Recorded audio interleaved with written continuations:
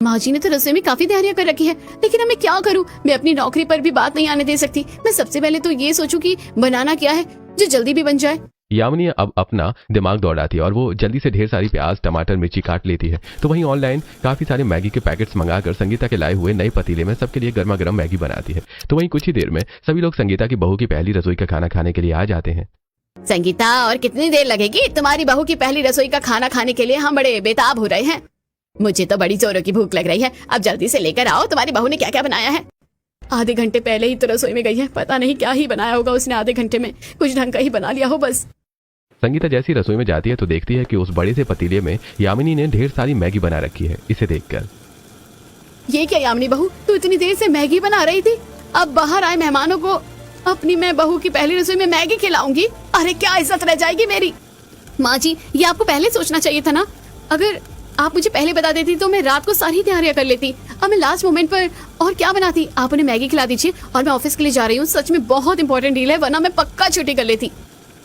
इससे पहले संगीता यामिनी को कुछ कहती कि यामिनी सीधा अपने कमरे की तरफ जाती है और लैपटॉप बैग लिए ऑफिस की ओर निकल जाती है। तो वहीं अब संगीता जब अपनी बेटी के साथ मिलकर सभी मेहमानों को मैगी परोसती है तो ये तो वही बात हो गई, ऊंची दुकान, फीके पकवान। तुम तो बड़ाई तो ऐसे कर रही थे जैसे मानो तुम्हारी बहू 36 तरह के पकवान बना रही हो, लेकिन इसने तो ये 2 मिनट में बनने वाली मैगी लाकर रख दी।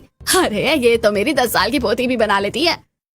खैर सभी मेहमान मैगी तो खा लेते हैं, लेकिन वो संगीता का काफी ज्यादा मजाक उड़ाते हैं और जैसे ही सभी लोग जाते हैं तो संगीता गुस्से से, मैंने कभी अपने सपने में नहीं सोचा था यामिनी बहू ऐसी हरकत करेगी। उसकी पहली रसोई की रस्म को लेकर मैंने कितनी सारी चीजें सोची थी और वो महारानी ये मैगी बनाकर चली गई। बहू की नौकरी भी तो जरूरी है और वो कौन सा हमें छोड़कर कहीं जा रही है। आज नहीं तो कल अपनी मर्जी के मुताबिक बनवा लेना उससे खाना। माँ और भाभी जिस कंपनी में काम करती है उसके बारे में मैंने काफी कुछ सुना है। वो अपने रूल्स और काम को लेकर काफी ज्यादा स्ट्रिक्ट है। उनको मिनट नहीं लगता एम्प्लॉय को काम से निकालने के लिए। क्या फायदा बहू के आने का जब इतनी गर्मी में मुझे ही किचन में मना है। तो मेरी ही गलती थी, जो राघव कह रहा था तो नौकरी के लिए हाँ बोल दी। मना कर देती तो सही रहता। संगीता काफी ज्यादा गुस्से में होती है तो वहीं बाकी घर वाले उसे मनाने में लगे होते हैं। तो वहीं दूसरी तरफ ऑफिस में, तेरी पहली रसोई की रस्म कैसी रही? क्या बताऊं यार, जल्दीबाजी में मैगी बनाकर आई हूँ। सुबह तो मैं जैसे तैसे करके ऑफिस निकल गई। पता नहीं रात में घर जाने के बाद मुझे कितने ताने सुनने को मिलेंगे। रात के 9 बजे तक ऑफिस में रहकर काम करती है और जैसे ही 10 बजे के करीब यामिनी घर पहुंचती है तो अपनी सास को हॉल में बैठा देखकर उनके पास आती है। माँ जी सुबह के लिए सॉरी, लेकिन मैं क्या करती, मेरे पास सिर्फ आधा घंटा था। आधे घंटे में मैं तो ना पुलाव बना पाती, इसलिए मैगी बना दी। लेकिन जैसे ही डील खत्म होगी ना तो मैं पक्का काफी कुछ बनाऊंगी। संगीता भी एक भी बात का जवाब नहीं देती और मुंह बनाकर सीधा कमरे में चली जाती है। तो वहीं यामिनी भी अब उदास होकर कमरे में आ जाती है, जिसे देखकर राघव, तुम ज्यादा मत सोचो, माँ थोड़ी गुस्से वाली है लेकिन दिल की बुरी नहीं है। कुछ दिनों में उनका गुस्सा अपने आप शांत हो जाएगा। बस माँ जी की नाराजगी जल्दी ठीक हो जाए। उनकी ऐसी नाराजगी मुझसे ज्यादा दिन नहीं देखी जाएगी। अब रात गुजरती है। अगले दिन संगीता अपनी बेटी के साथ किचन में नाश्ता बनाकर टेबल पर लगा देती है। सभी लोग नाश्ता कर ही रहे होते हैं कि तभी यामिनी ऑफिस के लिए तैयार होकर आती है। भाभी, ये तो वही लेटेस्ट लैपटॉप है ना जो अभी काफी ट्रेंड में चल रहा है। पता है मैं भी ऐसा ही लैपटॉप लेना चाहता हूँ। आपको किसने गिफ्ट किया ये लैपटॉप? किसी ने गिफ्ट नहीं किया है। जब मेरा प्रमोशन हुआ था ना तब मैंने खुद लिया था। इसलिए कहते हैं पढ़ लिख कर थोड़ा कैपेबल बनो कि अपने शौक खुद पूरे कर सको। बहू की बात में तो दम है। रोहित, कोमल, तुम दोनों अच्छे से भाभी की इस बात को दिमाग में बिठा लो। बहू तुम क्यों खड़ी हो? जाओ तुम भी नाश्ता कर लो। पापा जी, मैं तो बस आप लोगों को बाय करने के लिए आई थी। नाश्ते का वक्त नहीं है। मैं ऑफिस की कैंटीन में कुछ खा लूंगी। और हाँ, आज थोड़ा वर्कलोड ज्यादा है तो मुझे आने में भी लेट हो जाएगा। ऐसे क्या कर्म किए थे मैंने जो ये सब कुछ देखना पड़ा है। सोचा था बहू आएगी, नौकरी के साथ साथ थोड़ा बहुत घर और रसोई भी संभालेगी, लेकिन यहाँ देखो इस उम्र में भी इतनी गर्मी में पसीना बहाकर खुद ही खाना बनाना पड़ता है। मैं मदद करवा देती हूँ आपकी माँ, मैं हूँ ना आपकी हेल्प के लिए। चुप कर, तू आई बड़ी मदद करने वाली। प्याज टमाटर काटना कोई मदद नहीं होता है।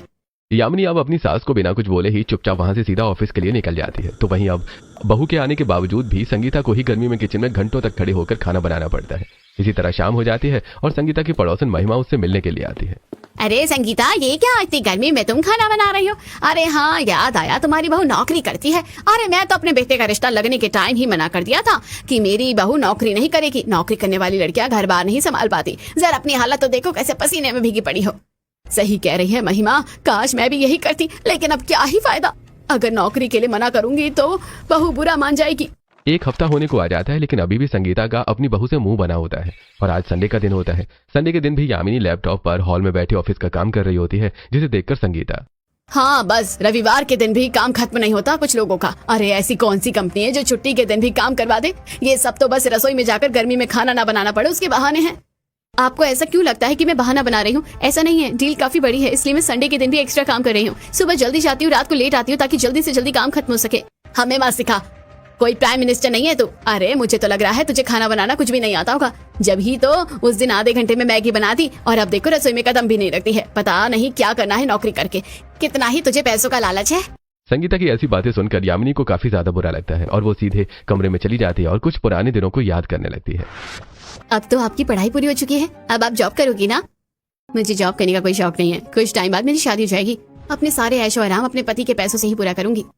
मोना अच्छी खासी पढ़ाई करने के बावजूद भी नौकरी नहीं करती, तो वहीं शादी के कुछ महीनों तक तो मोना का पति अंगद उसके सारे खर्चों को आराम से उठा लेता है।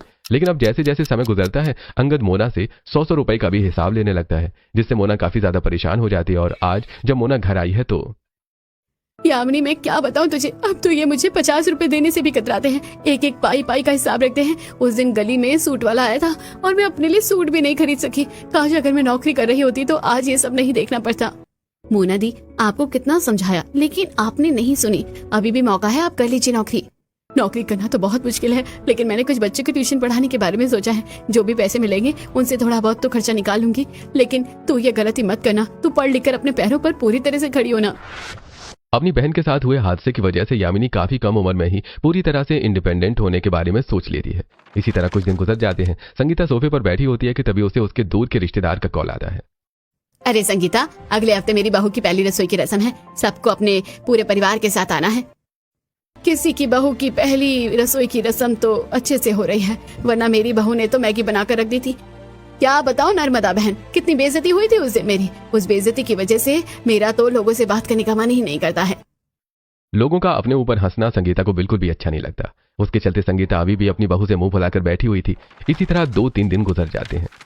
भैया प्लीज करवा दो ना, फिर मैं आपसे 1 साल तक कुछ भी नहीं मांगूंगा। आप मेरी पॉकेट मनी भी मत देना। रोहित, अगर पॉसिबल होता तो तुझे इतना बोलना ही नहीं पड़ता। इस बार रुक जाओ, नेक्स्ट ईयर पक्का करवा दूंगा। अरे क्या बात चल रही है दोनों भाइयों में? क्या हुआ देवर जी, आप इतने परेशान क्यों हैं? अरे इसे क्रिकेट एकेडमी में एडमिशन लेना है और 2 महीने की फीस एडवांस भरनी है। तुम्हें तो पता है मैंने हाल फिलहाल में ही ऑफिस चेंज किया है, तो अभी एकदम से इतने पैसे कहां से लाऊंगा, एडवांस में नहीं ले सकता। अरे तो क्या हो गया, मैं हूं ना, मैं करा देती हूँ एडमिशन। बताओ रोहित, कितने पैसे चाहिए, मैं तुम्हें दे देती हूँ। भाभी आप कितनी अच्छी हो, भैया कुछ सीखो भाभी से। यामिनी रोहित को क्रिकेट एकेडमी में एडमिशन के लिए पैसे दे देती है। इसके बारे में जब संगीता को पता चलता है तो वो खुश तो होती है, लेकिन अपनी इस बेइज्जती को याद करके उसका मुंह फिर से बन जाता है। बहू कितना ही कुछ क्यों ना कर ले, लेकिन मैं अपनी बेइज्जती नहीं भूली हूँ। इसी तरह कुछ दिन गुजर जाते हैं। सभी नाश्ते का इंतजार कर रहे होते हैं। तभी पसीना टपकते हुए संगीता सबके लिए रात का बचा हुआ खाना ही गर्म करके लाती है। अरे संगीता, ये तुम रात का बचा हुआ खाना क्यों लेकर आई हो? इस खाने को गर्म करने में ही गर्मी में मेरी हालत खराब हो गई है। अगर ज्यादा अच्छा खाना चाहिए तो अपनी बहू को बोलो। यामिनी रोज रोज के अपनी सास के तानों से काफी ज्यादा परेशान हो चुकी थी और अब बिना कुछ खाई ही सीधे ऑफिस के लिए निकल जाती है, जिसे देखकर आप ऐसा क्यों कर रही हैं? इसकी मजबूरी समझिए ना। वो तो हमारी बहू है, वरना कोई और भी होती ना, अब तक तुम्हें पलट के जवाब दे चुकी होती। उमेश और राघव की बात का संगीता कोई जवाब नहीं देती है, चुपचाप से नाश्ता करने लगती है। तो वहीं रात में जब यामिनी ऑफिस से घर आती है और उसे किचन में खाने के लिए कुछ नहीं मिलता तो चलो इसी बहाने ये किचन में जाकर कुछ तो बनाएगी। मैं भी देखती हूँ कि भूख के पेट कैसे सोती है। मुझे पता है जानबूझकर माँ जी ने मेरे लिए खाना नहीं रखा, पर कोई बात नहीं, मैं भी इनकी बहू हूँ। यामिनी खाना बनाने के बजाय बाहर से ऑर्डर करके खा लेती है। तो वहीं हर रोज संगीता का यामिनी के साथ ऐसा बर्ताव देखकर आज सभी उसे काफी समझाते हैं। माँ भाभी कितना कुछ करती है। उस दिन आपकी मेडिसिन लेकर आई और इस बार घर का राशन भी भाभी से ही भरवाया गया है। और मेरा एडमिशन वो भी तो भाभी ने कराया था। माँ आप छोड़ो ना। बेइज्जती मेरी हुई थी उस दिन, तुम लोगों की नहीं। जिन लोगों के मुंह से मैं तारीफ सुनना चाहती थी उन लोगों के मुंह से बेइज्जती सुन ली मैंने। मुझे ही पता है कि मुझे कैसा लगा था। अरे तुम्हारा कुछ नहीं हो सकता, कोई नहीं, एक ना एक दिन तुम्हें खुद समझ आ जाएगा। इसी तरह कुछ दिन गुजरने लगते हैं और आज यामिनी की बहन शांति उससे मिलने के लिए आई होती है। संगीता तू तो बहुत परेशान हो गई है ना अपनी बहू से। वो तो कुछ भी काम नहीं करती है, घर के काम खाना बनाना तो नहीं करती, लेकिन अगर कुछ मंगवाना हो तो फौरन मंगाती है। रोहित का एडमिशन भी कराया उसने और इस बार तो घर का आधे से ज्यादा खर्चा भी उठाया है, लेकिन खाना बनाने में 1 नंबर की कमजोर है। रसोई में एक कदम नहीं रखती है। मुझे तो लगता है सच में इसे कुछ बनाना नहीं आता है। संगीता के मुंह से निकली हुई अपनी बुराई यामिनी सुन लेती है, जो कि उस वक्त संगीता के कमरे के बाहर से ही गुजर रही होती है। सब तो अपनी बहू की तारीफ करते हैं, लेकिन एक मेरी सास है, बताओ रिश्तेदारी में भी मेरी कितनी बुराई कर रही हैं। अपनी सास के व्यवहार से यामिनी का दिल और ज्यादा खट्टा हो जाता है। तो वहीं अब कुछ दिनों में यामिनी की डील भी पूरी होने वाली होती है। 1 से 2 हफ्ते और मेरा ये काम कंप्लीट, और फिर मिलेगा मुझे अच्छा वाला प्रमोशन, जिससे मैं और माँ जी और पापा जी को चारों धाम की यात्रा पर भेजूंगी और सारा खर्चा मेरा होगा। सब कुछ तो मैंने भी कभी नहीं सोचा जितना तुमने सोच लिया। ये सारी बातें उमेश सुन लेता है और अब वो जाकर सारी बातें संगीता को बताता है। हमारी बहू कितना सोच रही है हमारे बारे में, और तुम हो कि बस एक चीज को पकड़ कर बैठ गई। उमेश की ऐसी बातें सुनकर संगीता कुछ नहीं बोलती। तो वहीं आज आखिरकार यामिनी का सारा काम खत्म हो जाता है। अरे तुम्हारी वजह से आज हमारा सारा काम अच्छे से कंप्लीट हो गया और कंपनी को काफी ज्यादा प्रॉफिट हुआ है। इसलिए अब मेरी तरफ से तुम्हें पूरे 2 हफ्ते की पेड लीव मिलती है। Thank you sir, thank you so much sir. Finally मैं अपनी सास की अधूरी इच्छा पूरी कर सकती हूँ। वो जल्दी से घर आती है और कोमल को अपने कमरे में बुलाकर उसे सारी बातें बताती है। भाभी, इस बारे में जब माँ को पता चलेगा तो कितनी ज्यादा खुश हो जाएंगी ना। आप फिक्र मत करो, मैं सारे मेहमानों और पड़ोसियों को कॉल करके टाइम से बुला लूंगी। वो तो अच्छा है कि कल माँ जी पूजा में जा रही हैं, उन्हें आते आते 2-3 बज जाएंगे, तब तक मैं सारा खाना बना दूंगी। कोमल संगीता को छोड़कर पूरे घर वालों को सारी बातें बता देती है और अगले दिन होते ही कोमल सबसे पहले सब रिश्तेदारों मेहमानों को इनवाइट करती है। तो वहीं उमेश और रोहित मार्केट से सारा सामान ले आते हैं। अरे जो जो तुमने लिस्ट में लिखा था सब कुछ ले आए हैं। अब बताओ काम क्या करना है। अरे नहीं पापा जी, आज सामान ले आइए, यही काफी है, मैं सब कुछ कर लूंगी। बस आप मेहमानों के आने की तैयारी कर लीजिए। उमेश, राघव और रोहित मिलकर मेहमानों के आने की तैयारी करते हैं। तो वहीं अब यामिनी अपनी सास की दी हुई पहली रसोई की रस्म के लिए साड़ी पहनकर अच्छे से तैयार होती है और रसोई में जाकर एक नई नवेली दुल्हन की तरह अपनी पहली रसोई की रस्म के पकवान बनाने लगती है। अभी तो रसोई में खड़े खड़े आधा घंटा ही हुआ है और मैं पूरी पसीने में भीग गई हूँ। माँ जी को इतनी गर्मी में खाना बनाने में कितनी दिक्कत हो रही होगी ना। वो बार बार पसीना पोंछते हुए खाना बनाने लगती है। तो वहीं जब यामिनी को ज्यादा गर्मी लगने लगती है तो वो सीधे बाहर हॉल में एसी के सामने आकर खड़ी हो जाती है। अब जाकर थोड़ा सुकून मिल रहा है। रसोई में तो कुछ ज्यादा ही गर्मी हो रही है और अभी तो सिर्फ 4 ही चीजें बनी हैं। मैं भी आपकी मदद करवा देती हूँ ना, खाना जल्दी बन जाएगा। कब तक गर्मी में किचन में अकेली काम करती रहोगी? अरे नहीं कोमल, ये मेरी पहली रसोई की रस्म है और माँ जी भी यही चाहती है कि मैं सब कुछ खुद करूँ। बस कुछ ही देर की और बात है, फिर सब कुछ बन जाएगा। और वो बाकी के पकवान बनाना शुरू कर देती है। मलाई चाप, मलाई कोफ्ता, मटर पनीर, शाही पनीर और मिक्स वेज तो बना ली हूँ मैं। अब सब्जियों में सिर्फ दाल मखनी बची है और वेज पुलाव और नान। मीठे में रसमलाई बना लेती हूँ, सबको पसंद आएगी, और थोड़ी सी खीर भी। दाल मखनी तैयार करके अब यामिनी चूल्हे पर चावल चढ़ा देती है। तो वहीं दूसरी तरफ एक बड़े से बर्तन में आटा गूंथकर नान की तैयारी करने लगती है। चलो अब सिर्फ मीठा मीठा रह गया है। एक काम करती हूँ, पहले मुंह धोकर आ जाती हूँ, पसीने से काफी शरीर चिपचिपा सा हो गया है। वो मुंह धोने लगती है और वापस रसोई में जाकर मीठा बनाने की तैयारी करने लगती है। यामिनी को सुबह से इतना सब कुछ अकेले बनाते देखकर उसके ससुराल वाले, अरे बहू कितनी मेहनत कर रही है, अगर ये सब संगीता देखती तो कितना ज्यादा खुश होती।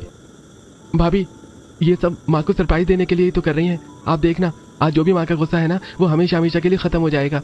मुझे तो काफी बढ़िया खुशबू आ रही है, बस जल्दी से खाना तैयार हो जाए। थोड़ी देर में यामिनी का सारा खाना बनकर तैयार हो जाता है। तो भाई अब धीरे धीरे आस पड़ोस के लोग और मेहमान आने भी शुरू हो जाते हैं। तो वहीं दूसरी तरफ संगीता पूजा करके जैसे घर लौटती है तो घर के बाहर इतने सारे जूते चप्पल देखकर, अरे ये इतने सारे जूते चप्पल मेरे घर के बाहर क्या कर रहे हैं? संगीता जैसे घर के अंदर कदम रखती है तो देखती है कि उसके कई रिश्तेदार और पड़ोसी बैठकर अलग अलग तरह के स्वादिष्ट पकवान खा रहे हैं। तो वहीं यामिनी और कोमल सभी को खाना परोस रही है। अरे संगीता बहन, आज तुम्हारी बहू की पहली रसोई की रस्म है और तुम ही गायब हो। तुम्हारी बहू तो क्या ही खाना बनाती है, जितनी तारीफ करो उतनी कम है। सुबह से घर के बाहर से बहुत ही अच्छी खुशबू आ रही थी, मुझे क्या पता था ये खुशबू तुम्हारे बहू के हाथ के खाने की होगी। अरे बहू मुझे जरा शाही पनीर और दो, बहुत बढ़िया बना है। तुमने तो शेफ के खाने को भी फेल कर दिया। भाई इतना सारा खाना तुमने अकेले बना लिया, मुझे तो अभी भी यकीन ही नहीं हो रहा है। संगीता ने जिस तरह से अपनी बहू की पहली रसोई की रस्म चाही थी उससे भी कई गुना अच्छी आज यामिनी की पहली रसोई की रस्म हो रही थी। इसे देखकर संगीता काफी खुश होती है। चाची, यामिनी भाभी तो काफी अच्छी खीर बनाती है और ये रसमलाई भी काफी टेस्टी है। आप भी खाकर देखिए, उम्र का अंतर भूल जाएंगी। अरे आप यूं ही खड़ी रहोगी या जाकर बैठोगी भी? यामिनी बहू, अपनी सास की भी एक थाली लगाओ। वो जल्दी से अपनी सास के लिए एक थाली लगा देती है और जब वो संगीता अपनी बहू की पहली रसोई के हाथ का खाना खाती है तो मुझे तो लगता था कि बहू को खाना बनाना नहीं आता, लेकिन बहू ने तो काफी बढ़िया सा खाना बनाया है। इतना अच्छा खाना तो मैंने आज तक किसी के भी बहू की पहली रसोई में नहीं खाया। तुम भी चौंको मत अपनी बहू के हाथ का खाना खाकर। अरे हमें तो लगता था कि तुम्हारी बहू को कुछ नहीं आता, इसलिए उस दिन उसने मैगी बना दी थी, लेकिन नहीं, तुम्हारी बहू को तो सब कुछ आता है। और नहीं तो क्या, इतना बढ़िया खाना बना लेती है बहू। और क्या चाहिए, वरना आजकल की बहुएं तो कोई एक काम कर ले वही बड़ी बात होती है। सभी लोग यामिनी की काफी ज्यादा तारीफ करते हैं। तो वहीं खाना खाने के बाद अब जाते हुए सभी मेहमान और पड़ोसी एक एक करके यामिनी को तोहफे और पैसे देने लगते हैं। अरे बहू, यह मेरी तरफ से शगुन रखो और अब तो मैं आता रहूंगा तुम्हारे हाथ का इतना बढ़िया खाना खाने के लिए। और मेरी तरफ से भी एक छोटा सा गिफ्ट। मुझे नहीं पता था कि तुम ऑफिस का काम करने के साथ साथ रसोई भी इतनी अच्छी तरह से संभाल लेती हो। मैंने डिशेस के नाम लिखकर रख लिए हैं, उनकी रेसिपी पूछूंगी, मुझे जरूर बताना। अब सभी मेहमान और रिश्तेदार यामिनी को शगुन देकर वहां से चले जाते हैं, जिसके बाद अब संगीता सीधे अपने कमरे में जाती है और अपनी बहू के लिए लाए हुए सोने के कंगन लाकर उसे पहनाने लगती है। इसे देखकर यामिनी काफी खुश होती है और वो अपनी सास के पैर छूती है। माँ जी, आप मेरी वजह से काफी ज्यादा गुस्सा रही थी ना, उसके लिए मुझे माफ कर दीजिए। मैं सच में उस टाइम काफी ज्यादा बिजी चल रही थी। ये नौकरी मेरे लिए काफी जरूरी है। बहू, आज लोगों से जितनी तारीफ सुनी ना, मैं तो उस दिन की बेइज्जती पल भर में भूल गई। मैं तो बस वो जो लोगों के ताने थे उसकी वजह से नाराज थी। माँ जी, आप हमेशा मुझे कहती थी ना कि मैं नौकरी क्यों करना चाहती हूँ, इसके पीछे का एक बहुत बड़ा कारण है। यामिनी अब संगीता को अपनी बड़ी बहन के साथ हुए हादसे के बारे में बताती है। संगीता को भी उसके लिए बुरा लगता है। बहू, मुझे नहीं पता था कि इन सब चीजों की वजह से तू नौकरी करना चाह रही है। अब तक मुझे लगता था कि तू बस घर के कामों से बचना चाहती है। हमारी सोच ऐसी नहीं है। अगर तुम कल को नौकरी छोड़ भी दोगी तो भी हम तुम्हारा पूरा साथ देंगे। तुम्हें जब तक नौकरी करनी हो तुम कर सकती हो, हम हमेशा तुम्हारे सपोर्ट में हैं। अब ससुराल वालों की बातें सुनकर यामिनी काफी खुश होती है, जिसके बाद अब यामिनी 2 हफ्ते तक ससुराल वालों को अच्छे अच्छे पकवान बनाकर खिलाती है। और अब छुट्टी के बाद भी यामिनी की सास और नंद उसके सुबह शाम के खाने